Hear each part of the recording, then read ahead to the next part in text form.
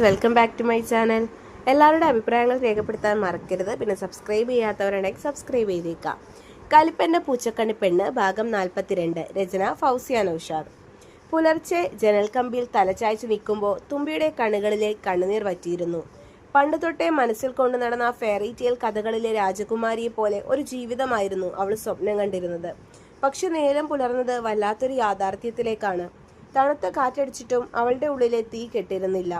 കട്ടിലിൽ നിന്ന് ഒരനക്കം കേട്ട് അവൾ ഞെട്ടിത്തിരിഞ്ഞു നോക്കി. മനു ഉണർന്നിരിക്കുന്നു. ഇന്നലെ രാത്രിയിലെ ആ മൃഗത്തിൽ നിന്ന് മാറി വളരെ ശാന്തനായ ഒരു സാധാരണ മനുഷ്യനെ പോലെ അവൻ എഴുന്നേറ്റിരുന്നു. അവൻ അവളെ ഒന്ന് നോക്കി. ചുണ്ടിലൊരു പുച്ഛം നിറഞ്ഞ പുഞ്ചിരി മിന്നി മറഞ്ഞു. കരഞ്ഞു തീർന്നോ നീ? അവന്റെ ശബ്ദം വളരെ പതുക്കെയായിരുന്നു. പക്ഷെ അതിൽ വിഷം കലർന്നിരുന്നു. തുമ്പിയൊന്നും മിണ്ടിയില്ല. അവൾ ഭയത്തോടെ ചുവരിലേക്ക് പറ്റി നിന്നു.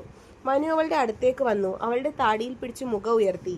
ഇന്നലത്തെ രാത്രി ഒരു തുടക്കം മാത്രമാണ് കാവ്യ. ഈ വീടിന്റെ പടിയിറങ്ങി പോകാമെന്ന് നീ സ്വപ്നം കാണുക പോലും വേണ്ട. പക്ഷേ ഈ വാതിൽ തുറന്ന് പുറത്തേക്ക് പോകുമ്പോൾ പഴയ തുമ്പിയായിരിക്കണം. ചിരിക്കുന്ന, നാണിക്കുന്ന പുതിയ മരുമകള്. എൻ്റെ അമ്മയോടോ നിന്റെ ആ പ്രിയപ്പെട്ട കണ്ണേട്ടനോടോ ഈ മുറിയിൽ നടന്ന് നീ പറഞ്ഞാൽ. അവൻ അവളുടെ കാതിൽ പല്ലെറിഞ്ഞി. നിന്റെ കണ്ണേട്ടനും രാമച്ചനും പിന്നെ ജീവനോടെ ഉണ്ടാകില്ല. ഇത് മനുവിന്റെ വാക്കാ. അവൻ അത് പറഞ്ഞ് അവളെ ഒന്ന് തള്ളി മാറ്റി ബാത്റൂമിലേക്ക് പോയി.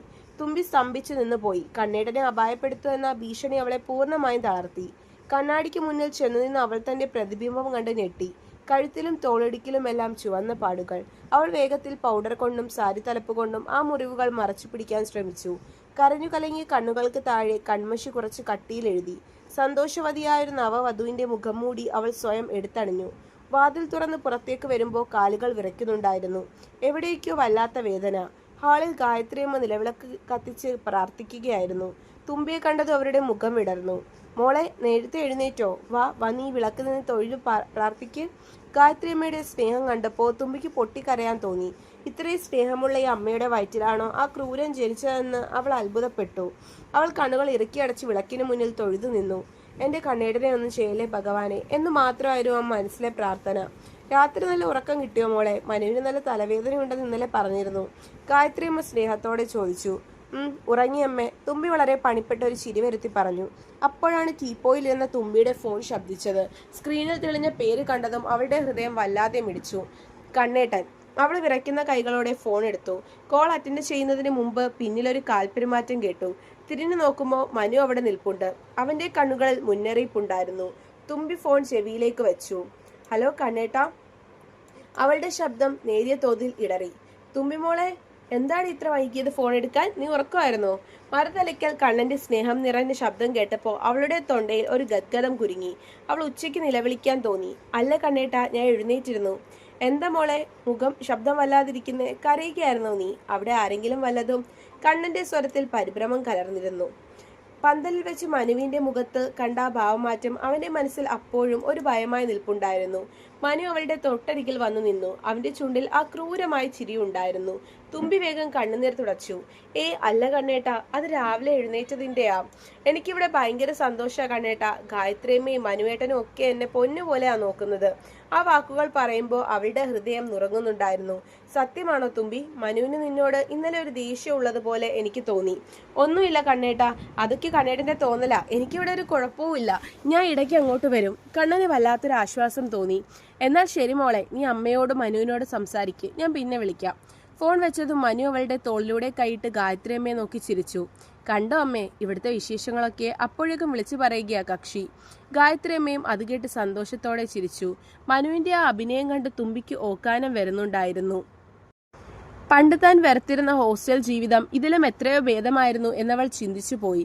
സ്വന്തം കുടുംബത്തിന്റെ മാനവും കണ്ണേടന്റെ ജീവനും ഓർത്തൊരു വെറും പാവയെപ്പോലെ ആ വീട്ടിൽ അഭിനയിച്ചു ജീവിക്കാൻ അവൾ സ്വയം വിധിക്കപ്പെട്ടു.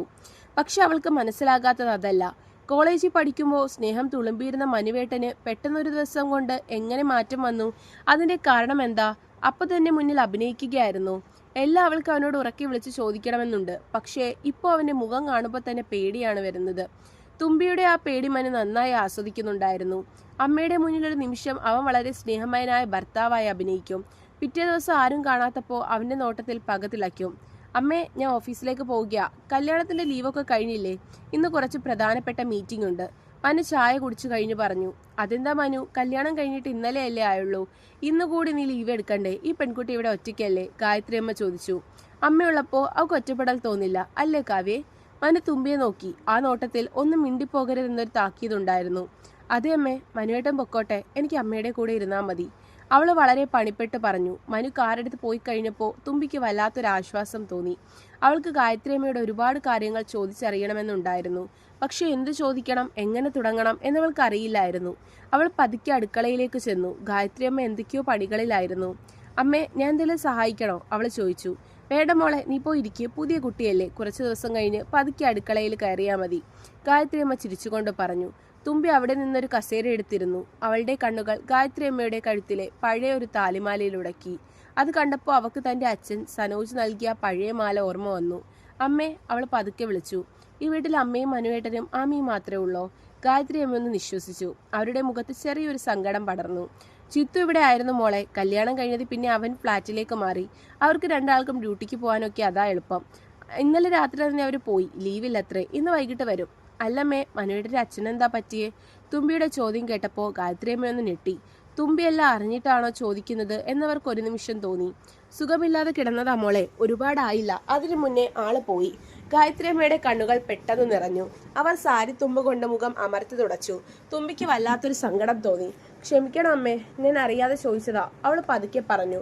അതൊന്നും സാരമില്ല മോളെ, നീ വീട്ടിലെ പുതിയ കുട്ടിയല്ലേ, ചോദിക്കുന്നതിൽ എന്താ തെറ്റ്? ഗായത്രിയമ്മയൊന്ന് ചിരിക്കാൻ ശ്രമിച്ചു. എൻ്റെ കുട്ടികൾ ഒരുപാട് അനുഭവിച്ചു മോളെ, പ്രത്യേകിച്ചും മനു. പഠിക്കാൻ മിടുക്കനായിട്ടും പലപ്പോഴും ക്ലാസ്സിൽ പോകാതെ അച്ഛനെ നോക്കാൻ ആശുപത്രിയിൽ ഇരുന്നിട്ടുണ്ടവൻ. തുമ്പി അമ്പരപ്പോടെ കേട്ടിരുന്നു. മനുവേട്ടനെ കുറിച്ച് താൻ ഇതുവരെ അറിയാത്തൊരു മുഖമാണ് അമ്മ പറയുന്നത്. അതുകൊണ്ടാ മോളെ അവൻ ഇടയ്ക്ക് പെട്ടെന്നുള്ള ദേഷ്യം. അവന്റെ അച്ഛൻ മരിച്ചതിന് ശേഷം അവൻ വല്ലാതെ മാറിപ്പോയി. ആരോടും അധികം സംസാരിക്കില്ല, എപ്പോഴും ഒരു ഇരുട്ടിന്റെ മറവിലിരിക്കുന്ന പോലെ. പക്ഷെ നിന്നെ കണ്ടതിന് ശേഷമാണ് അവൻ പഴയ പോലെ ചിരിക്കാൻ തുടങ്ങിയത്. നീ എൻ്റെ മോന്റെ ജീവിതത്തിലേക്ക് വന്ന വലിയൊരു ഭാഗ്യമാണ് കാവ്യ. ഗായത്രി അമ്മ വന്ന് തുമ്പിയുടെ തലയിൽ തലോടി. ആ സ്പർശനത്തിൽ ഒരുപാട് സ്നേഹവും പ്രതീക്ഷയും ഉണ്ടായിരുന്നു. പക്ഷെ തുമ്പിയുടെ ഉള്ളിൽ ഒരു കൊടുങ്കാറ്റടിക്കുകയായിരുന്നു. അല്ല, മനു അങ്ങനെയൊന്നുമല്ല. താൻ കോളേജിലേക്ക് വരുമ്പോൾ ആക്റ്റീവായ കോളേജിൽ എല്ലാത്തിനും മുന്നിൽ നിൽക്കുന്ന മനുവേട്ടനെയാണ് കണ്ടത്. പക്ഷെ കുറച്ചൊക്കെ ശരിയാണ്. എല്ലാവർക്കും മനുവിനോട് മിണ്ടാൻ ഒരു ഭയമുണ്ടായിരുന്നു. അവന് നല്ല ദേഷ്യമാണ്. അന്ന് വൈകുന്നേരം മനുവിന്റെ ചേട്ടൻ ജിത്തുവും ഭാര്യയും വന്നു. അവർ വളരെ സ്നേഹത്തോടെയാണ് തുമ്പിയോട് സംസാരിച്ചത്. ചേട്ടന്റെ ഭാര്യ അവൾക്കൊരു സാരി സമ്മാനമായി നൽകി. രാത്രി മനു വരുമെന്ന് ഓർക്കുമ്പോൾ അവളുടെ ഹൃദയം ഭയം കൊണ്ട് വീണ്ടും പടപടയ്ക്കാൻ തുടങ്ങിയിരുന്നു. ഈ പകലും വെളിച്ചവും പെട്ടെന്ന് തീർന്നു പോകാതിരുന്നെങ്കിൽ എന്നവൾ ആഗ്രഹിച്ചു. രാത്രിയായി. മനു എത്തുമ്പോൾ അവൾക്ക് വേണ്ടി പുറത്തുനിന്നും ഒരു പൊതിയുമായിട്ടാണ് വന്നത്. ഗായത്രി അമ്മയുടെയും ജിത്തുവിന്റെയും മുന്നിൽ അവൻ വളരെ സ്നേഹമുള്ള ഭർത്താവായി അഭിനയിച്ചു. കാവ്യ, നിനക്ക് ഇഷ്ടമുള്ള ബിരിയാണിയാണ് ഞാൻ വാങ്ങിയത്, വാ ഇരുന്ന് കഴിക്ക്, അവൻ അവളെ ചേർത്ത് പിടിച്ചു പറഞ്ഞു. തുമ്പിക്ക് ആ സ്പർശനം അറപ്പാണ് ഉണ്ടാക്കിയത്. പക്ഷെ അവളൊരു പുഞ്ചിരിയോടെ അത് വാങ്ങി. എല്ലാവരും ഉറങ്ങാൻ പോയി. മുറിയിലെത്തിയപ്പോൾ മനുവിന്റെ ഭാവം വീണ്ടും മാറി. അവൻ ഡോറ് കുറ്റിയിട്ട് അവളുടെ അടുത്തേക്ക് വന്നു. ഇന്ന് നീ എൻ്റെ അമ്മയോട് എന്തൊക്കെയോ ചോദിച്ചെന്ന് കേട്ടല്ലോ, അവൻ അവളുടെ മുടിയിൽ കുത്തിപ്പിടിച്ച് ചോദിച്ചു. ഇല്ല ഇല്ല മനുവേട്ടാ, ഞാൻ അറിയാതെ ചോദിച്ചു പോയതാ. വേദന കൊണ്ട് തുമ്പിയുടെ കണ്ണുകൾ നിറഞ്ഞു. അവൻ അവളെ ദേഷ്യത്തോടെ തള്ളിയിട്ടു. ഇനി ഈ വീട്ടിൽ എൻ്റെ അച്ഛനെ കുറിച്ചോ പഴയ കാര്യങ്ങളെക്കുറിച്ചോ നീ ഒരക്ഷരം ചോദിച്ചു പോകരുത്. ചോദിച്ചാ അതിന് അനന്തരഫലം അനുഭവിക്കുന്നത് നീ തന്നെ ആയിരിക്കും, മനസ്സിലായോ? തുമ്പി തറയിൽ വീണ് കിടന്ന് തേങ്ങിക്കരഞ്ഞു. അവൻ യാതൊരു കൂസലുമില്ലാതെ കട്ടിലിൽ കിടന്നുറങ്ങാൻ തുടങ്ങി. തുടരും. കഥ ഇഷ്ടമായെങ്കിൽ അഭിപ്രായങ്ങൾ രേഖപ്പെടുത്താനും ലൈക്ക് ചെയ്യാനും മറക്കരുത്. നന്ദി.